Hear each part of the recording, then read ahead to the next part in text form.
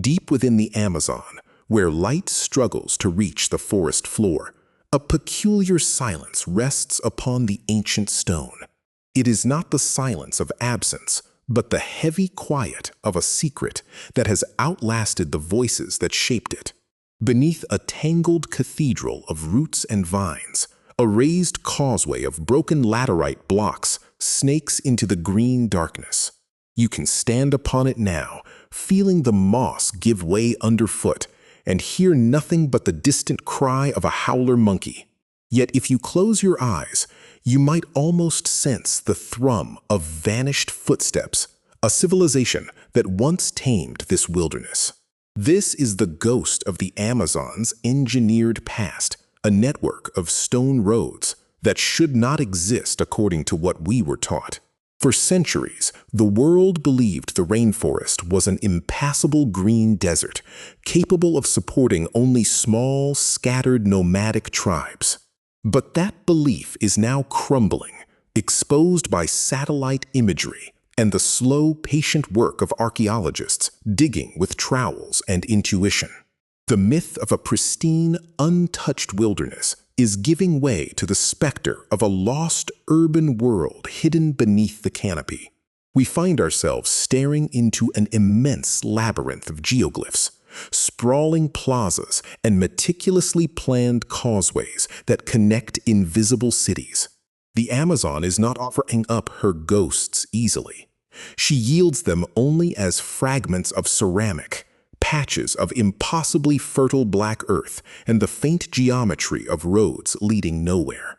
The first whispers of this lost realm reached European ears not as science, but as a fever dream of gold.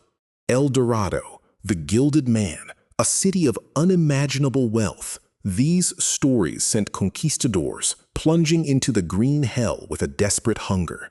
They found no glittering metropolis, only heat, disease, and a labyrinth of waterways that seemed determined to swallow them whole. What they failed to see in their frantic search for precious metals were the subtle fingerprints of a landscape architect far more sophisticated than they imagined. Later explorers, like the doomed Colonel Percy Fawcett, became obsessed not with gold, but with the idea of a lost high culture he called the City of Z. Fawcett vanished into the Mato Grosso in 1925, leaving behind only a trail of cryptic letters and a legend that has captivated seekers ever since. For most of the 20th century, mainstream archaeology dismissed these accounts as romantic delusion, arguing that the poor tropical soils could never support large-scale agriculture. The logic seemed airtight.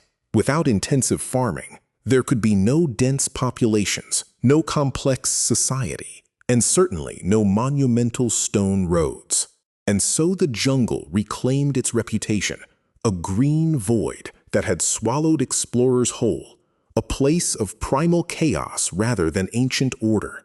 Then, in the closing decades of the millennium, the ground beneath this dogma began to shift, literally. Researchers noticed large patches of dark, rich soil in seemingly illogical places, soil that did not belong to the natural clay-heavy Amazonian geology.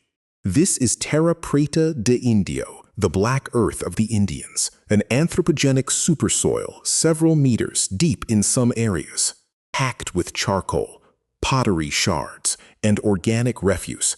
It was not a gift of nature, but a deliberate human creation over generations. It was the first concrete whisper that the ancients were not merely surviving in the forest. They were systematically improving it on an industrial scale. Where agriculture was previously deemed impossible, we now find evidence of orchards, raised fields, and sophisticated water management systems. The Black Earth paints a picture of a massive, settled population that engineered the very biology of their world to thrive. And if you had a sprawling, dense civilization, you needed a means to connect its distant parts. Something more permanent than a muddy forest path. That is when the stone roads began to emerge from the undergrowth, not as a single highway, but as a coordinated geoglyphic network visible only from the sky. In the Brazilian state of Acre, modern deforestation revealed astonishing geometric earthworks carved into the landscape. Huge square and circular enclosures connected by perfectly straight sunken roads spoke of a ceremonial or defensive logic we are only beginning to decode. The geoglyphs of Acre cover an area larger than England, yet until the trees were felled for cattle pasture, they remained completely invisible to modern eyes. This is the unsettling paradox. The civilization was hidden not because it was small, but because it was woven so seamlessly into the fabric of the living forest. From the air, LiDAR technology now pierces the canopy, stripping away the leaves to reveal a rectangular lattice of forgotten settlements in the Bolivian Amazon. There, beneath the jungle floor, lies the ghostly blueprint of raised causeways, reservoirs, and pyramidal platforms stretching for kilometers in every direction. These were not isolated villages. They were designed urban nodes, complete with satellite towns and defensive moats, all linked by those enigmatic stone roads. One particular site in the Llanos de Mojos reveals a network of causeways, so orthogonal and precise that it resembles a modern city grid swallowed by a green apocalypse. Standing on one of these excavated roads, you can see how the embankments elevated travelers above the seasonal floods, creating a year-round arterial system for trade and communication. But the theory of practical transport only begins to scratch the surface of their purpose, for many roads terminate at symmetrical hilltop platforms oriented to the solstices. Some researchers theorize that these causeways were as much ceremonial pathways as they were practical routes. Conduits for processions that aligned the terrestrial with the celestial. The alignment of certain roads with the rising sun on key agricultural dates suggests a deep knowledge of astronomy encoded in stone and earth. Yet where the scientific explanation falters, a darker hypothesis whispers from the campfire stories of local guides. They do not curve around natural obstacles. They ride over them, as if the builders were driven by a will that no river or ravine could obstruct. What sort of mind, what kind of vast centralized command imposes perfect geometry upon a landscape that defies all human control? The artifacts offer few answers, mostly unadorned pottery and the absence of any coherent written language to explain the grandeur of the earthworks. Disease traveled faster than any conquistador, a biological wildfire that wiped out an estimated 90% of the indigenous population before a direct encounter ever occurred. Imagine the chilling silence that must have settled as the stone roads fell quiet, the plazas emptied, and the carefully built society retreated into the terrified minds of the survivors. What we see today as untamed jungle is, in this view, a feral ruin, an overgrown orchard where the caretakers simply vanished. The forest did not overrun a natural landscape. It consumed a failed one, swallowing the grid into a chaos of green. To dig into this soil is to become intimate with the melancholy of an apocalypse that had no scribes to record its final days. And this is where the human obsession takes hold. The compulsion that drove Fawcett into oblivion and still keeps scientists awake in their jungle camps. The modern Kwikuro remember the ancient settlements. They call one of them Kuhikugu, a vast plaza complex that their ancestors walked before the Great Dying. Yet even they cannot cross the gap, for the stone roads of that lost age remain silent sentinels, wider and more imposing than anything their post-collapse culture needed to build. There is a profound psychological vertigo in recognizing that a whole scale of human organization can be lost, its memory reduced to a myth of El Dorado. We are left to sift the black earth through our fingers, marveling at the biochar that remains fertile even a millennium after its makers were extinguished. The very soil is a lasting monument to their genius, a testament that refuses to let the forest reclaim the final word. Look out over the unbroken canopy from a drone's viewpoint, and you still see only a rumpled green carpet, an endless expanse that seems to mock the very idea of stone. But you know now that the geometry is still there, pulsing faintly beneath the humus like a hidden heartbeat, waiting for the right light to expose it.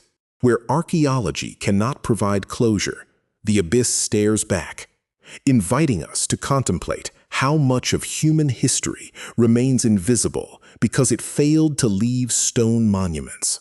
These Amazonian societies, built with wood, bone, and earth, materials that the forest reclaims with the merciless efficiency of a living clock. The stone roads are the only bone left, the calcified remnants of a great organism, leading our gaze to a center that no longer exists. You find yourself tracing these paths on a satellite map, your finger gliding over a long vanished highway, and you wonder what it means to be remembered. If a civilization can be this large, this sophisticated, and yet be erased from collective memory for 5 centuries, what does that say about our own fragility?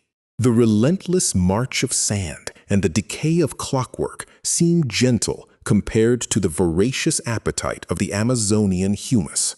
Every fallen leaf is a tiny eraser, every rainstorm a solvent, and the roots are the unthinking archivists that file away all evidence of human arrogance. Historians who study these roads speak of a lithic haunting, the unsettling sense that the boundary between the natural and the man-made here is a false one. The Amazon challenges our deepest categories. Where does culture end and nature begin when a forest is a curated artifact? You can sit in the perpetual twilight of the forest floor, upon a block of stone that no human hand has touched in 700 years, and feel the gaze of the invisible builders upon you. It is a humbling encounter, one that strips away the modern ego and leaves you a small, temporary creature confronting a vast, silent intellect. Some researchers theorize that these roads were never meant for simple foot traffic. They were a symbolic stitching of the cosmos, connecting earthly power to stellar patterns. Others, more pragmatic, see them as the ultimate proof of a logistical empire, moving cassava, fish, and sacred objects across a managed landscape the size of a continent. The truth likely exists in a synthesis we cannot yet achieve, a holistic worldview where the practical and the sacred were never separate. And so the enigma endures, refusing the neat boxes of Western categorization. Carbon dating pushes the major earthworks back further, sometimes as early as 1200 AD, revealing a prolonged period of landscape engineering that spiked and then dissolved. What triggered the final pulse of construction? Was it a period of profound peace, a confederation of many tribes building a mutual dream in stone? Or was it a desperate last stand against some unknown environmental shift? A fortress mentality that dug moats and raised walls against a threat we cannot name. The earth offers no answer, only the mute geometry of its forms, the silent screams of a civilization that exhausted its ability to speak across time. As the sun sets over the Jingu Basin, the sky ignites in orange and purple, and the stone roads sink back into the evening shadow. This is the hour of the eternal fade, when the boundary between what is recovered and what is lost forever becomes a visceral sensation in your chest. We tell ourselves that time reveals all things, but standing at the edge of this silence, you understand that time is a devourer, not a generous historian. The Amazon holds her secrets in a moist, living grip, and the stone roads are merely the finger bones of a hand that has long since crumbled. To search for them is to engage in a defiant act of remembrance, a human refusal to accept that a world could vanish without a trace. Perhaps that is the true function of these roads now, not to connect places, but to tether us to a profound humility about the limits of human knowledge. They stretch out into the jungle haze, not as pathways to a destination, but as questions carved into the very skeleton of the earth. The stars wheel overhead, the same stars that aligned with these causeways centuries ago, and they too are silent about the minds that measured them. We are left staring into the lush abyss, aware that the rainforest still holds tens of thousands of undiscovered archaeological sites across its vast expanse. Entire histories, complete philosophies, and towering ambitions lie sleeping under a blanket of green, waiting for no one. The story of the Amazon is a mirror reflecting our own impermanence, a reminder that a city can become a rumor, and a rumor can become a landscape. The forest breathes, a slow, humid inhalation and exhalation that has swallowed the old kings and their plazas without a flicker of malice. It is merely doing what the jungle does, converting the labor of generations into the rich, dark matrix of tomorrow's growth. And so the stone roads remain a faint, persistent rumor made of mineral, an invitation to wonder that will outlast us all. If you listen closely to the hum of the insects and the patter of the rain, you might hear the faintest echo of footsteps vanishing into the deep, green, and unyielding unknown.